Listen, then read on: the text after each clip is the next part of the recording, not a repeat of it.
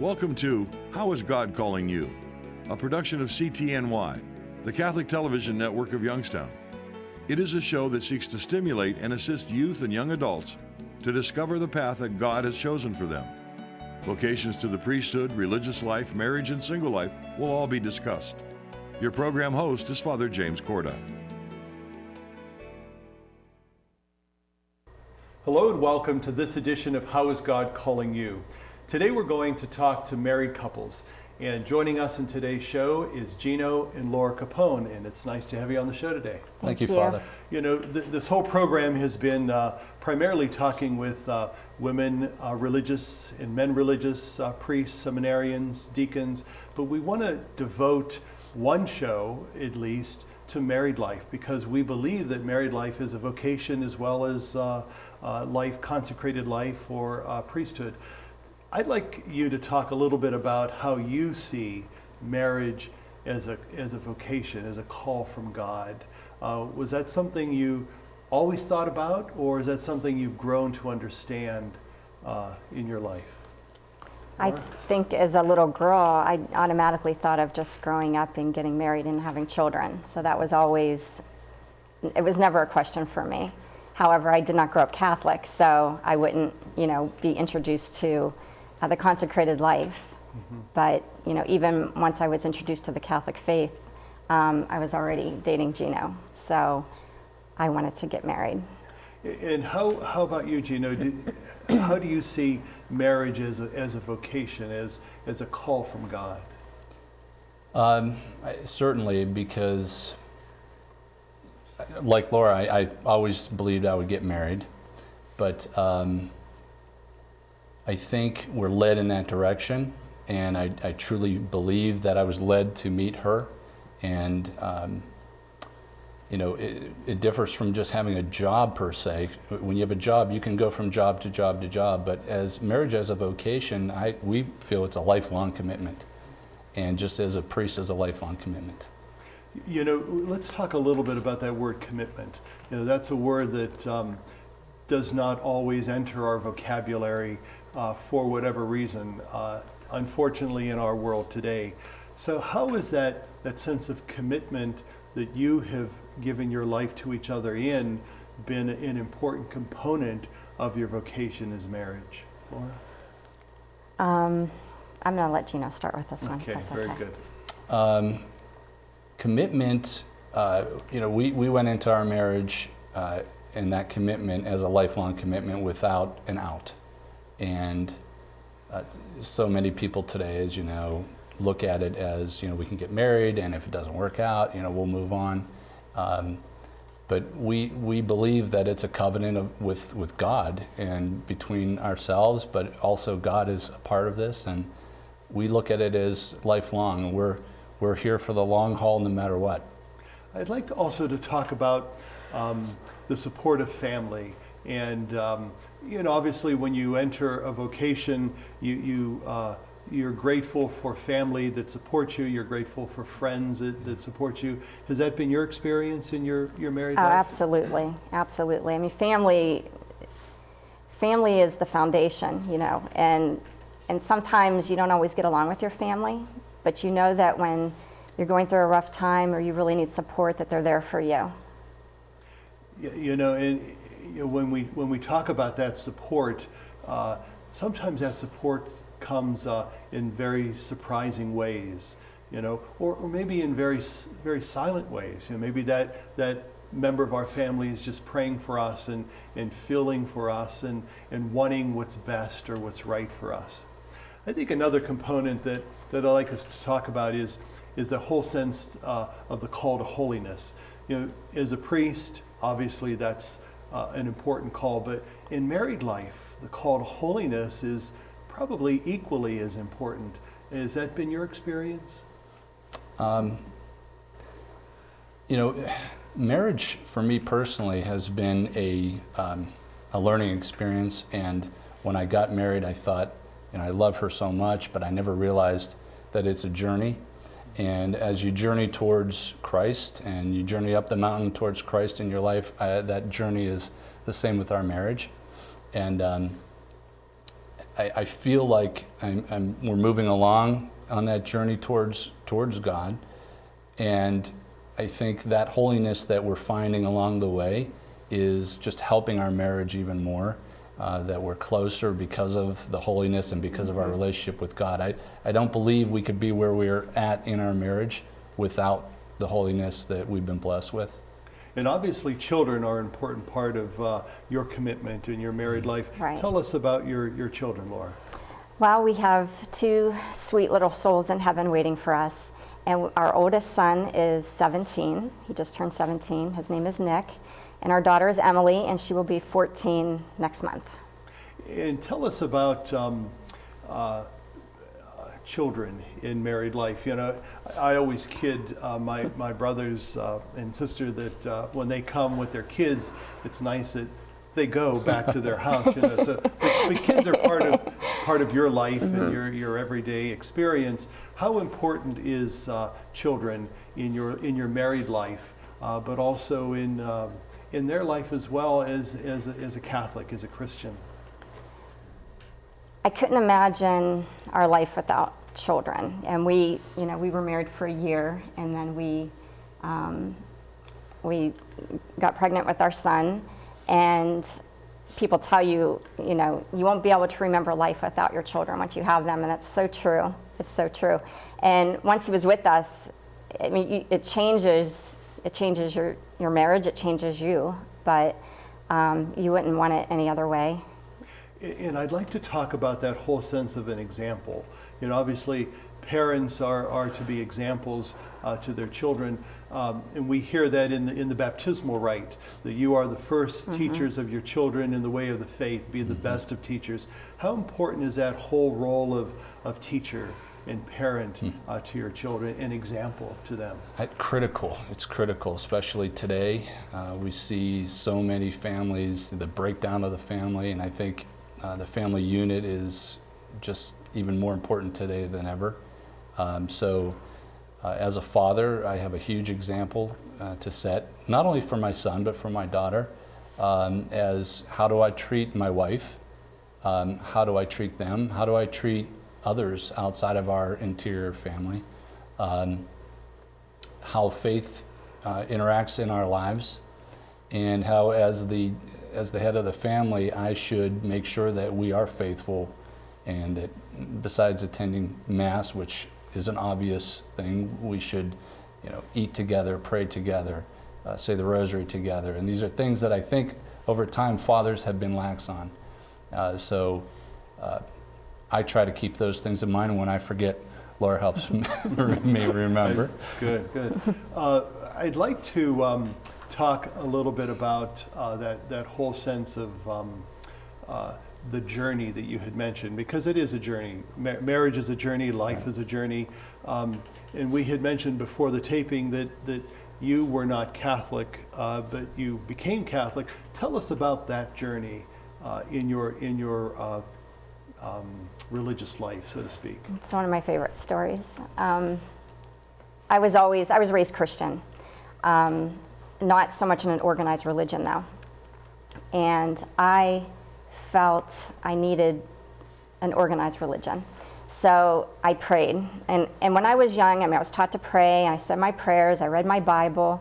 And for years I prayed for God to tell me what he wanted me to be, Catholic, Baptist, Lutheran, whatever Christian sect he wanted me in. I didn't know about any of them, but I wanted to join a church. And I prayed from a teenager on, years. And I thought, why isn't he answering me? I'm praying for a good thing. Years I prayed.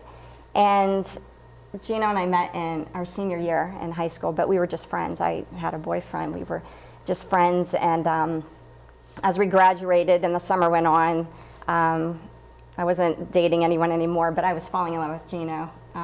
Didn't realize it, but that's what was happening. So we started dating, and I would go to church with him and his family every week, week after week, and we dated for 8 years. And I continued to go to church, but wasn't making a commitment to join the church until we got engaged. And it was like just a light went on and it clicked. This is where I'm supposed to be. And so he was my sponsor, and I went through RCIA.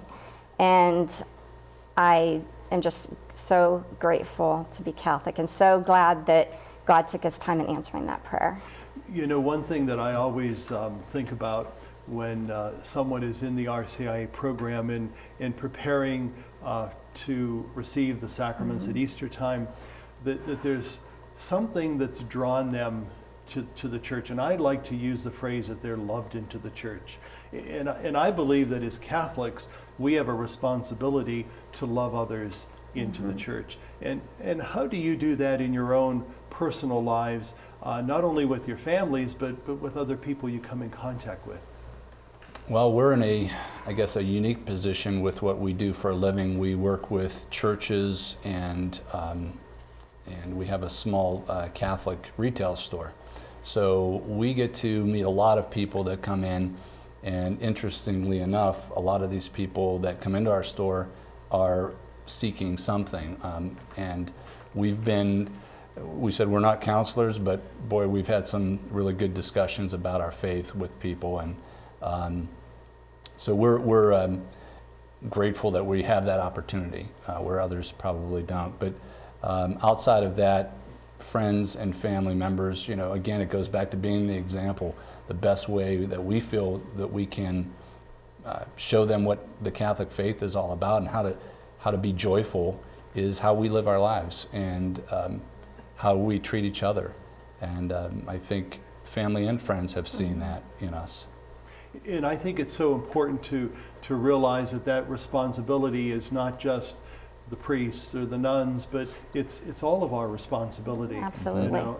And oftentimes when I served as a pastor in parishes, the first person that people come in contact with is the parish secretary. And oftentimes maybe they just want someone to listen to them. And so it's just the listening ear or the tender heart or the just the example that person gives at that front desk that makes the difference. And I think the same is with you. We're coming down to the last couple minutes of our first segment before we take a break. What I'd like you to do is to think of what you might share with the folks that are with us that might be struggling in their married life. We're going to come back to talk about that at a little greater length, but what's one word that you might give to them to think about during our break? Prayer. Prayer would be the one word I would think of. Maybe perseverance. We're going to come back with those two words, and we'll talk a little bit more about that. Okay. Stay with us. We'll be back in a moment. What have you done for your marriage today? I gave my wife a hug this morning. I told her I love her. Instead of sitting on the couch, I hope to clean up. I cooked my husband's favorite breakfast. I sent my husband a love email. What have I done for my marriage today? It's a good question. I gave her a call and say, thinking of her and the kids. I did her hair this morning. I think it looks pretty good. We're going to the museums as a family. What have I done for my marriage today? I made my wife coffee and breakfast this morning. It's going to be her birthday next week, so I've been spending time today making arrangements to make that extra special. Oh, we're spending the day together? I bought her an orchid. Hassan was able to let me sleep in by taking care of him in the morning. I read the newspaper to my wife, and it cracked her up. She's still laughing. What have you done for your marriage today? Small changes can make a world of difference. Get started at foryourmarriage.org, a message from the Catholic Church. Welcome back to our show, How is God Calling You? We're talking with Laura and Gino Capone. Before our break, I had mentioned about some of those couples that might be with us watching that might not be blessed with a strong, healthy, good married life. And I asked you to give me two words that you would give them as encouragement. And you said prayer and you said perseverance. Let's talk about prayer. How important is prayer, not only for you personally, but I think in any of life's struggles? Well, you have to keep your focus on God. God has to be the center. And we can only do that through prayer, through talking to Him, asking Him for help with whatever we're struggling with. personally praying for others who we know need prayers.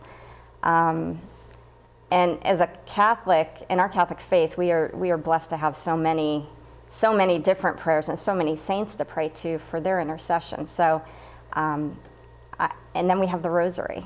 And the Rosary is, I think, the most powerful, to have your Blessed Mother praying for you. So that helps us stay focused on God and to listen to Him. Well, you mentioned something about praying to the saints, and for us as Catholics, that really is a unique thing that we have, and really something that we can celebrate because they were normal people that led lives such as we are, but they had a special call to holiness and discovering God within them and allowing others to see God in their life.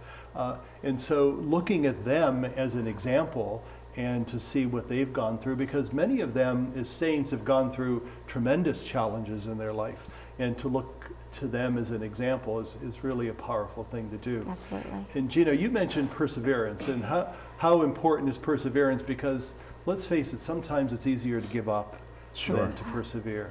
And that came to mind because I think in all aspects you have to persevere. So when I look at just the relationship of our marriage, any of the little things that come up, because there's always things, whether it's bills or a family member or a friend in need or something that interjects into your marriage, you have to persevere through those trials that come up in life, and never give up on each other. She's my best friend, and I know that she will be there, and I'll be there for her. So you have to just remember that, and it's a journey, as we talked about earlier. So this isn't a short race we're talking about. This is a journey that we need to stick to it and keep working hard, just like anything else, determination. And if you persevere, things will work out. Just always rely on God. We teach CCD, and I tell the kids in CCD, put God as the center of your life, everything else will fall into place.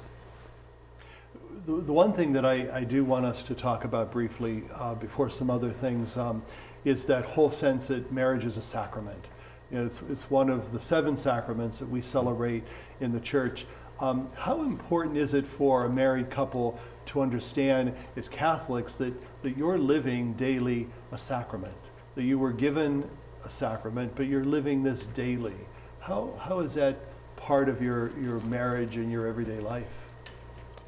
Well, first of all, I think that's what distinguishes us as Catholics from other Christians, because we have the 7 sacraments, where others have baptism and they move on from some of their sacraments. We have all 7. So marriage as a sacrament, we need to treat it as such. So many people do not do that, especially Catholics today aren't looking at marriage as a sacrament blessed by God, as a covenant with God. And so that's always should be in our minds.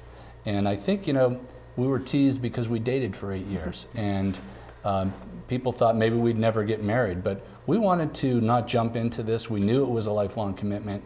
We knew it was a serious commitment, and we knew that it was a sacrament.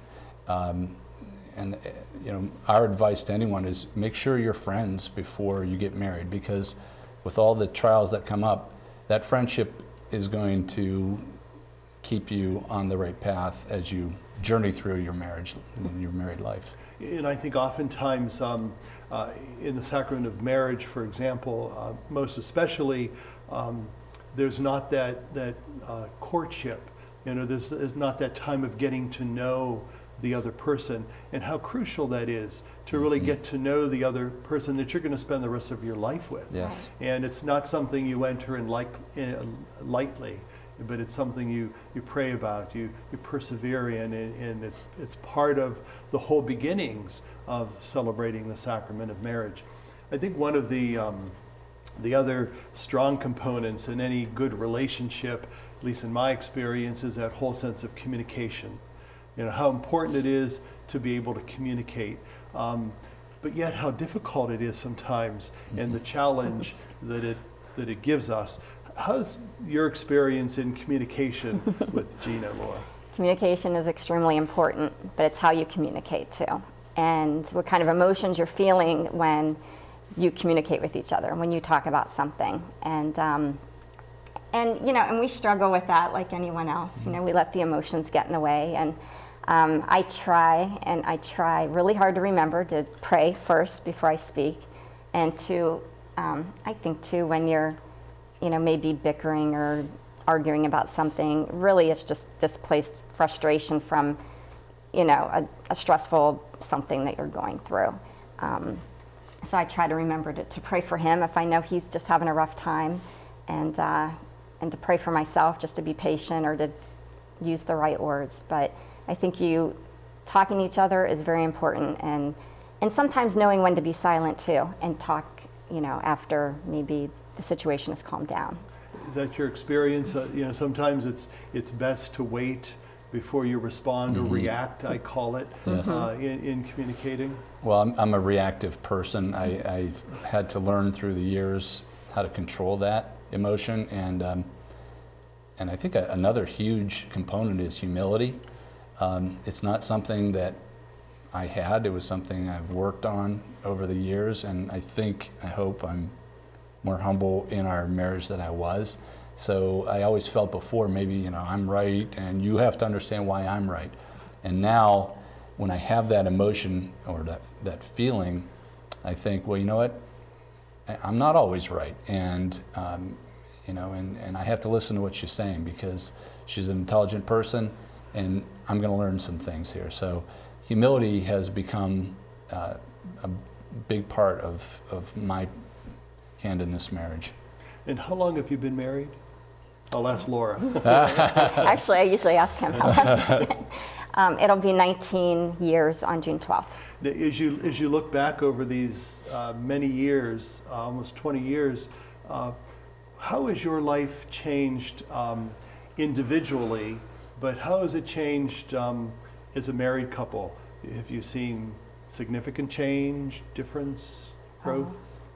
Well, you know, I'd like to start with so many people told us the beginning of your marriage is going to be very difficult, and you're going to have struggles, and it's going to be, you know, that's the hardest time. And we just never had that. And maybe it was because we dated for so long and we knew each other so well.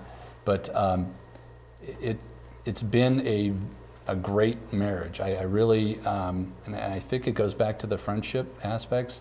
And I was just going to add that also, as we've tried to stay on the path to heaven, and we try to grow in our faith and in God, and always keep him the center. And we have a long way to go, but we have come a long way too. And we always see that we grow stronger in our marriage and in our family as long as we're doing that, as long as we're moving toward God. That's helped tremendously. What about those married couples that might be with us now that have this lack of God's presence in their life, and maybe they're Catholic, maybe they're good Christians, but for some reason God is kind of on the periphery. What can you tell them strongly to look at God being the one that it's all about? That was my life before, years and years ago. He was on the periphery for me.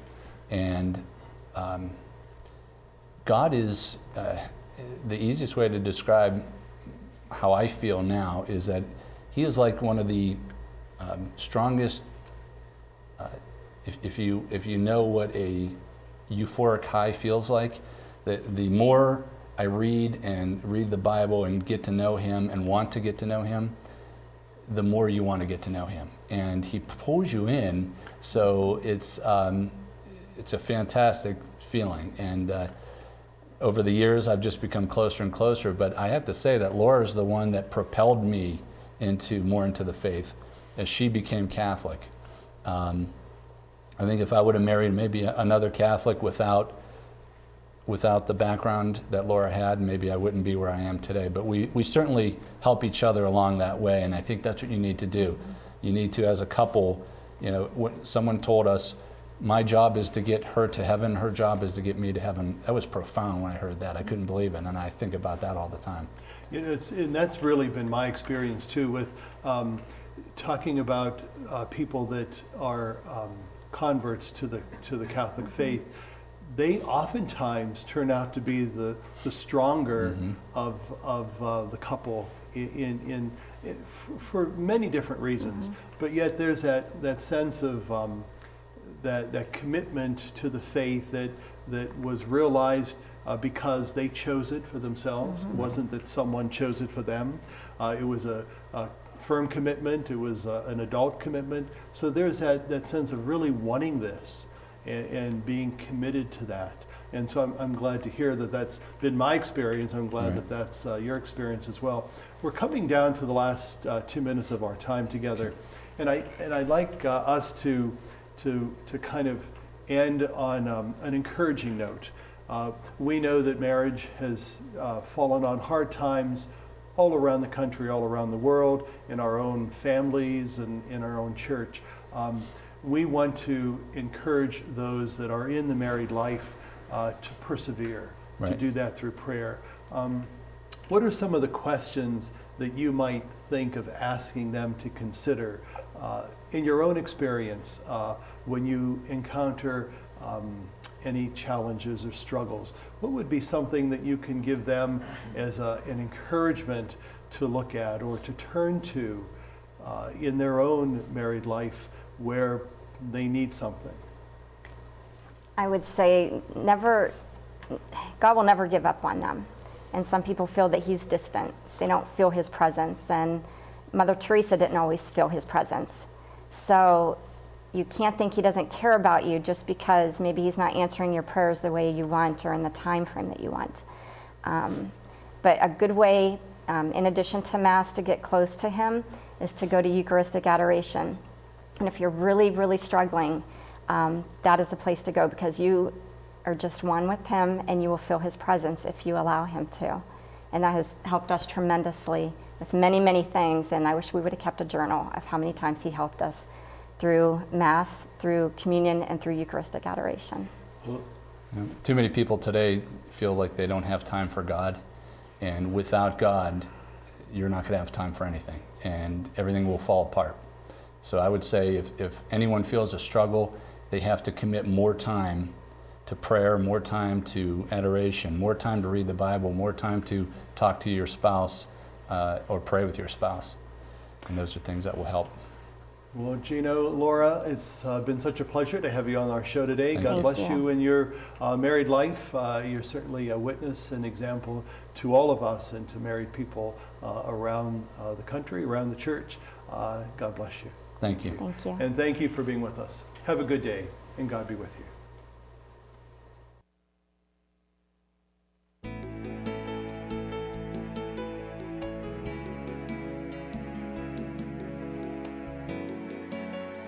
How is God Calling You is a production of CTNY, the Catholic Television Network of Youngstown.